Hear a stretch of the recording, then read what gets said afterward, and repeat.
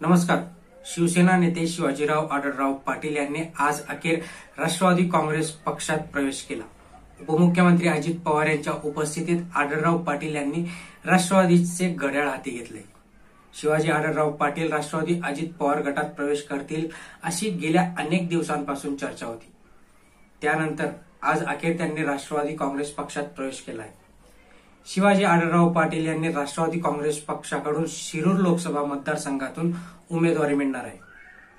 त्यामुळे लोकसभा निवडणुकीत शरद पवार गटाचे उमेदवार म्हणजेच अमोल कोल्हे यांच्या विरोधात अजित पवार गटाचे आढळराव पाटील अशी लढत बघायला मिळणार आहे. गेल्या लोकसभा निवडणुकीत अमोल कोल्हे यांनी आढळराव पाटील यांचा पराभव केला होता.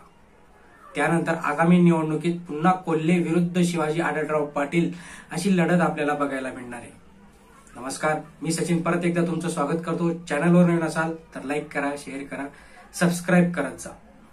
लोकसभा निवडणुकीच्या पार्श्वभूमीवर सध्या राजकारणाच्या जे काही वेगवेगळ्या राजकीय पक्षात घडामोडी सुरू घडत आहेत त्या प्रत्येक पक्षाकडून उमेदवारांची निवड केली जात आहे. काही ठिकाणी उमेदवारांची चाचपणी केली जात आहे.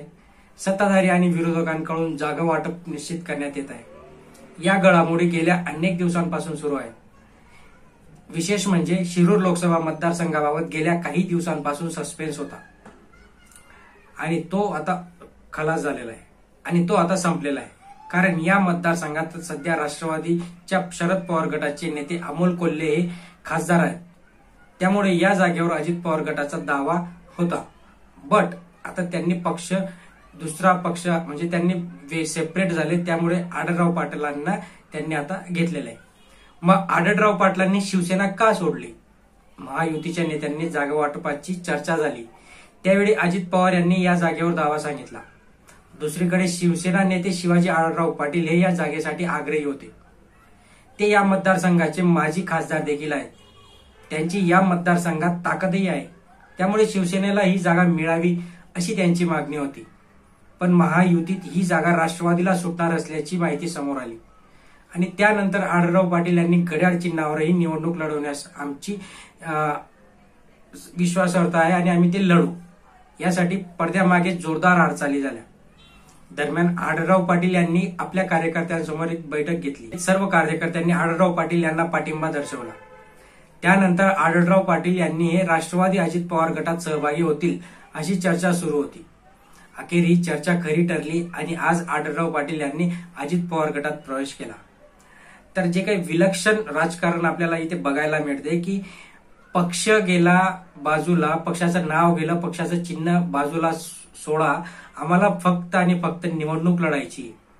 मग तुम्ही किती विश्वासार्थाने त्या पक्षाशी बांधील आहात याच्याशी कोणाचंच काही घेणं देणं नाही.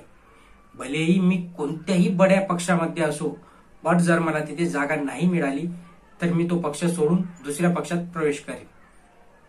प्रत्येक वेळेस जागा देणं हे पक्षालाही शक्य नसतं. कारण की नवीन उमेदवार जे स्टँडिंग उमेदवार असतात त्यांनी काहीतरी चुका केलेल्या असतात आणि म्हणून त्यांना ते तिकीट देता येत नाही. बट अशा कंडिशनमध्ये किती योग्य आहे की हा पक्ष सोडून दुसऱ्या पक्षात जाऊन परत तीच जागा लढवायचं? हे असंच सुरू राहणार आहे जोपर्यंत आपल्या देशात हे लोकशाही मार्गाने याच्यावर कुठली तरी ठोस कार्यवाही नाही होत. पुढे काय घडणार आहे ते नक्कीच जाणून घेणार आहे. त्यामुळे चॅनलवर नवीन असाल तर लाईक करा, शेअर करा, सबस्क्राईब करा. धन्यवाद.